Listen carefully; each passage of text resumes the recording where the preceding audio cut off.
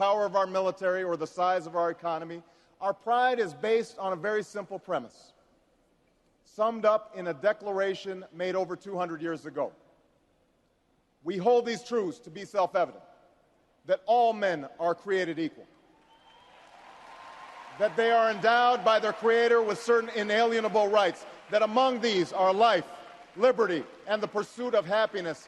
That is the true genius of America. A faith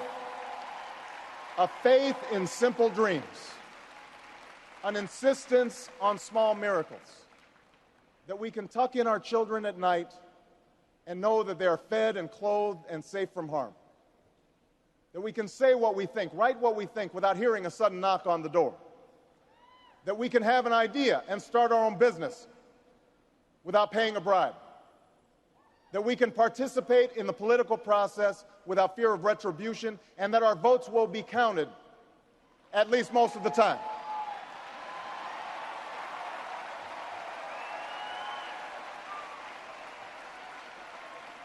This year, in this election, we are called to reaffirm our values and our commitments, to hold them against a hard reality, and see how we're measuring up to the legacy of our forebears and the promise of future generations. And fellow Americans, Democrats, Republicans, Independents, I say to you tonight, we have more work to do.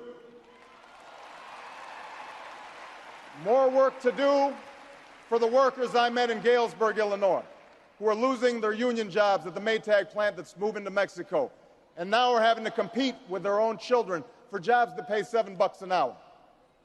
More to do for the father that I met who was losing his job and choking back the tears, wondering how he would pay $4,500 a month for the drugs his son needs without the health benefits that he counted on. More to do for the young woman in East St. Louis, and thousands more like her, who has the grades, has the drive, has the will, but doesn't have the money to go to college. Now, don't get me wrong. The people I meet in small towns and big cities, in diners and office parks, they don't expect government to solve all their problems. They know they have to work hard to get ahead, and they want to. Go into the collar counties around Chicago, and people will tell you they don't want their tax money wasted by a welfare agency or by the Pentagon. Go into any inner city neighborhood, and folks will tell you that government alone can't teach our kids to learn. They know that parents have to teach, that children can't achieve unless we raise their expectations and turn off the television sets and eradicate the slander that says a black youth with a book is acting white. They know those things.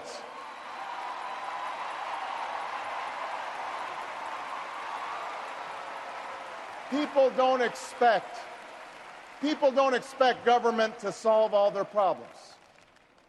But they sense deep in their bones that with just a slight change in priorities, we can make sure that every child in America has a decent shot at life, and that the doors of opportunity remain open to all. They know we can do better, and they want that choice. In this election, we offer that choice. Our party has chosen a man to lead us who embodies the best this country has to offer, and that man is John Kerry.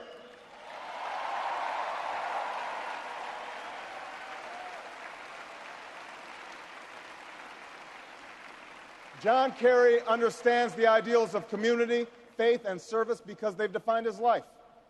From his heroic service to Vietnam, to his years as a prosecutor and lieutenant governor, through 2 decades in the United States Senate, he's devoted himself to this country.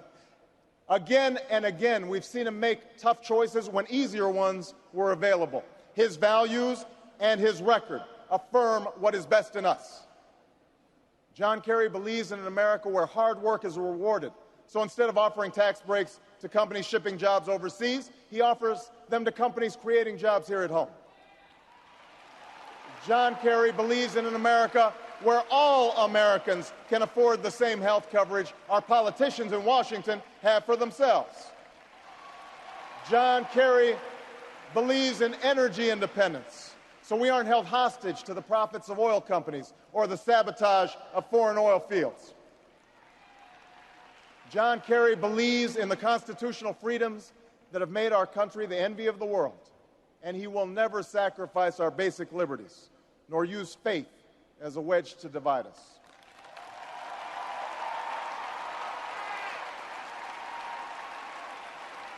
And John Kerry believes that in a dangerous world, war must be an option sometimes, but it should never be the first option. You know, a while back, I met a young man named Seamus in a VFW hall in East Moline, Illinois. He was a good-looking kid, 6'2", 6'3", clear-eyed with an easy smile. He told me he joined the Marines and was heading to Iraq the following week. And as I listened to him explain why he'd enlisted, the absolute faith he had in our country and its leaders, his devotion to duty and service, I thought, this young man was all that any of us might ever hope for in a child. But then I asked myself, are we serving Seamus as well as he's serving us? I thought of the 900 men and women, sons and daughters, husbands and wives, friends and neighbors who won't be returning to their own hometowns. I thought of the families I'd met who were struggling to get by without a loved one's full income, or whose loved ones had returned with a limb missing or nerves shattered, but still lacked long-term health benefits because they were reservists. When we send our young men and women into harm's way, we have a solemn obligation not to fudge the numbers or shade the truth about why they are going, to care for their families while they're gone, to tend to the soldiers upon their return, and to never, ever go to war without enough troops to win the war, secure the peace, and earn the respect of the world.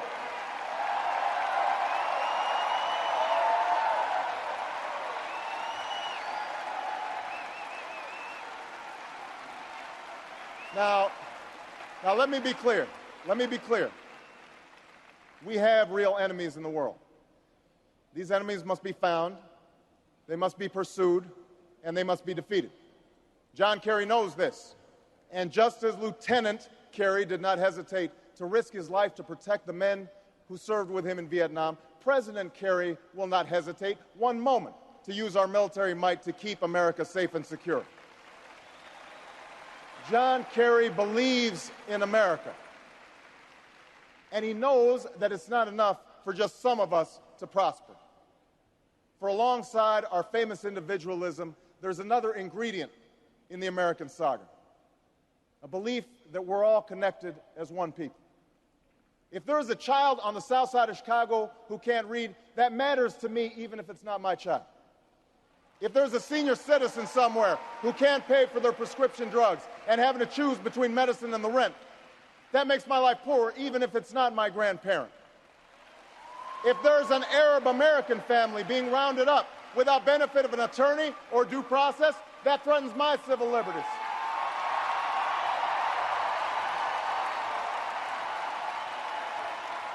It is that fundamental belief. It is that fundamental belief, I am my brother's keeper, I am my sister's keeper, that makes this country work. It's what allows us to pursue our individual dreams and yet still come together as one American family. E pluribus unum, out of many, one. Now, even as we speak, there are those who are preparing to divide us. The spin masters, the negative ad peddlers, who embrace the politics of anything goes. Well, I say to them tonight, there is not a liberal America and a conservative America. There is the United States of America. There is not a black America and a white America and Latino America and Asian America. There's the United States of America. The pundits like to slice and dice our country into red states and blue states, red states for Republicans, blue states for Democrats. But I've got news for them, too. We worship an awesome God in the blue states, and we don't like federal agents poking around in our libraries in the red states. We coach Little League in the blue states, and yes, we've got some gay friends in the red states. There are patriots who opposed the war in Iraq, and there are patriots who supported the war in Iraq. We are one people, all of us pledging allegiance to the Stars and Stripes, all of us defending the United States of America.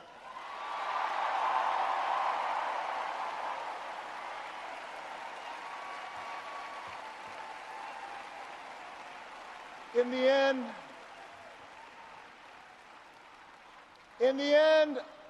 end, that's what this election is about.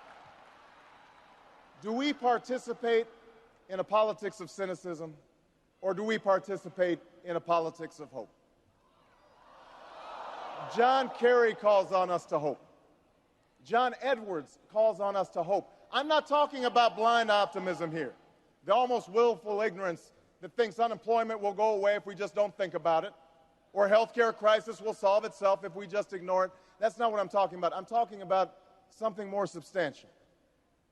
It's the hope of slaves sitting around a fire singing freedom songs, the hope of immigrants setting out for distant shores, the hope of a young naval lieutenant bravely patrolling the Mekong Delta, the hope of a mill worker's son who dares to defy the odds, the hope of a skinny kid with a funny name who believes that America has a place for him too.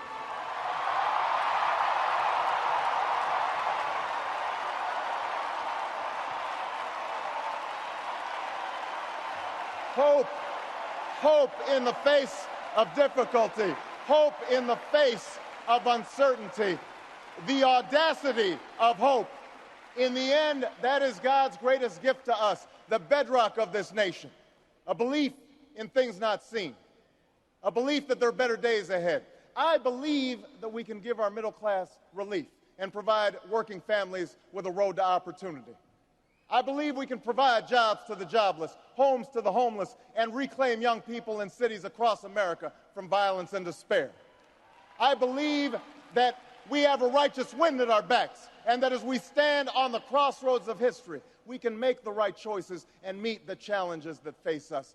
America, tonight, if you feel the same energy that I do, if you feel the same urgency that I do, if you feel the same passion that I do, if you feel the same hopefulness that I do, if we do what we must do, then I have no doubt that all across the country, from Florida to Oregon, from Washington to Maine, the people will rise up in November, and John Kerry will be sworn in as president, and John Edwards will be sworn in as vice president, and this country will reclaim its promise, and out of this long political darkness, a brighter day will come. Thank you very much, everybody. God bless you.